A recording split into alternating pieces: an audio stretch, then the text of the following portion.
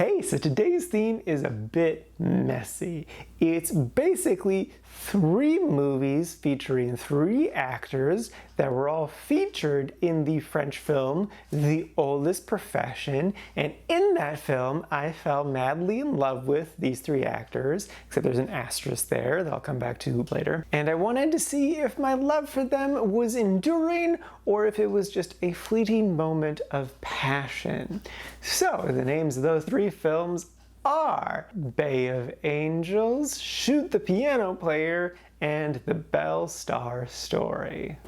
First up is Bay of Angels. This is a 1963 French film starring Jeanne Moreau, and this is the film that has the asterisk in it because I fell in love with Jeanne long before I saw her in The Oldest Profession. I didn't actually realize she was going to be in that movie, but she was great in it, as most of her films. Originally, I was going to watch a movie with this actor because I fell hard for her because she was in the segment with the dachshund, and that was super cute. But unfortunately, her career hasn't endured as well. Basically, all of her films in which she is a main or leading character haven't made it to any streaming services. I did find a handful uploaded to YouTube, but they didn't natively have subtitles, so I had to use the Google Translate subtitles, and those were abysmal. I tried for like 10 minutes to watch one, but like, you never know who was saying what, and then shit was translated so poorly. It was a mess. I had to give up and watch something else. And I'm so glad I did because this movie's really, really good. I love this movie a lot. So the basic premise is this young man discovers the joys of gambling, but then he also discovers the pitfalls of gambling. And Jeanne plays this beautiful older woman who he befriends and tries to bang. They just have a very unhealthy relationship together. Well, in a very unhealthy relationship with gambling, which, spoilers, is everyone's relationship with gambling. You can't have a healthy relationship with gambling because it's gambling. If it's unclear, I hate gambling. So it's surprising that I love this movie, right? Well, no, because it actually does a pretty good job of showing pretty much all the sides of gambling. It showed how it can be so alluring because you get that incredible high when you're winning and you're doing so well, you feel like luck's on your side. And then it didn't like super duper go really dark with how bad it can get, but it definitely touched on it in a way that I still was satisfied with because it's from these characters' perspectives, so like they're in a bad place, but they don't see it as a bad place. But it's still, they're clearly in a bad place. And then what I find so interesting too, this is a bit of a spoiler, because the ending is happy. Like it seems like it's a good moment. But honestly, if you think about it for just a little amount of time, like it's a very not happy ending because especially Jeanne has showed a pattern of like, she could be doing incredibly well for herself, but she just absolutely cannot stop gambling. She needs to gamble. She cannot not gamble. It is a religion to her, as she put it. The movie ends on a temporary happy note, but that happy note is not gonna last long. And I like that. I think that's a fair way to end this movie. Jeanne gives a great performance. I loved her in this. The main leading guy, he does a solid job. I liked him a lot. But yeah, I thoroughly enjoyed this movie. I loved it a lot. I definitely, without a doubt, recommend it. It's a really good, solid film. Next up is Shoot the Piano Player. This is a 1960s film. The basic premise is, I kind of have to spoil it a little bit in order to describe what happens, but essentially this guy pulled a bank job with some other dudes and then he screwed them out of the cut, and so now he's on the lam from them, and he goes to his brother for help and he gets his brother all entangled in this, and then everything just goes to hell. And it's pretty dang solid. It's definitely a well-made film that I enjoyed, good solid amount, and I love too that like you never really knew where the movie was going next, and they did a good job of like spacing out the mystery that are these lives and delivering on interesting answers to everything. But what's extra interesting is apparently this movie is based off a book, or loosely based off a book, but it was very heavily improvised, including the ending apparently, where like they didn't actually know how the movie was going to end until like the day they shot it. Which I think is just so fascinating. But doesn't feel random at all. Like, it technically is all lots of random stuff, but it definitely all flowed together and fit together, which is kind of the majesty of this film. This one didn't quite make it into the really liked, but I think it will upon repeat viewings. My only reason for not is just like, I didn't super duper connect to it. I did like it a lot, but then also like I watched it and the next day I went to go rank it. I was like, okay, what do I think of this movie?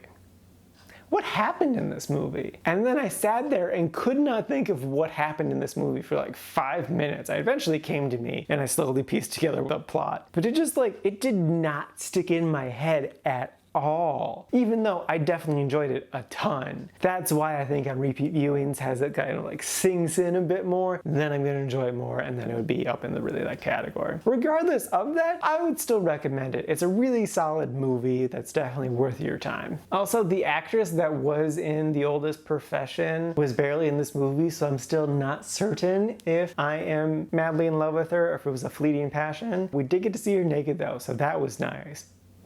It does not help my argument. But yeah. And lastly is The Belle Star Story. This is a 1968 film, and I was very hyped going into this. I was hoping it was gonna have some Jane Fonda in Cat Ballou vibes, which it technically does because both films feature a very attractive actress wearing a very attractive cowboy costume. Yep, I like this. Otherwise though, The Belle Star Story is not good and I really didn't care for it. To elaborate on why I didn't care for it, I'm just gonna explain what happens in the first 2 scenes. So the movie opens up on Belle playing poker with a bunch of dudes in the back of a saloon, and she's kicking ass, she's getting all the money and it's great. But then suddenly comes in this douchey cowboy who's like, hey hot chick, you gotta get away from these losers and play with me and my massive dong in poker, and I'm gonna take all your money and it's gonna be great. You should do that. I have a massive dong. And she's like, sure. And so she plays poker with him. She loses all of her money and then some. And then he's like, all right, babe, on this next one, I will give you all your money back plus double if you win. But if I win, I get to sleep with you. And then we see Belle's hand and she has a winning hand, a really good hand. But then she throws that away for a loser hand. And I'm like, oh, interesting. Why does she want to sleep with this guy? Why does she want to get alone in a room with him? I think is the better question, right? Maybe she's gonna pull out a gun and shoot him because like he killed her family like 30 years ago, or like he has a huge bounty on him that's worth like 1,000 times what her winnings are. Or I don't know, something interesting. Something interesting didn't happen. She did start to undress and then pull out a gun and point it at him, but then he dodged her shot that was gonna miss anyway, and then beat her, and then starts to get rapey, but then she's into it, and afterwards it's clear that it was consensual, so you don't need to worry about that. But then he's like, you're just a cheap whore, and then she's like, no, you're just a cheap whore. And then he walks away, and she's like, you win this time. And I'm like, what the f did I just watch? What? So she didn't have a plan. She lost all of her money for no reason, and she slept with this guy for no reason? I guess she wanted sex, but like, she paid like, in today's money, several hundreds of thousands of dollars to do so. If she wanted to pay for sex, I feel like she could have found it a bit cheaper. Yeah, the rest of the movie also doesn't make any sense. To be fair, my issues with this movie could just be from the English translation, and that the story could be a lot better in Italian, but I don't speak Italian. She definitely was very attractive though. Didn't make the movie worth watching. So yeah, I definitely don't recommend it unless you speak Italian, and maybe it's better then. And if you want to watch a sexy woman in cowboy getup, just watch The Quick and the Dead. Alrighty, now for today's rankings. First up, we got Bay of Angels sitting at number 25 in the really like section. And then after that, not too terribly far behind, is Shoot the Piano Player sitting at number 57 at the top of the quite like section. And then bringing up the rear, rightfully so, is The Belle Star Story sitting at number 142 in the didn't like category. And this is out of a total of 162 old movies so far this year.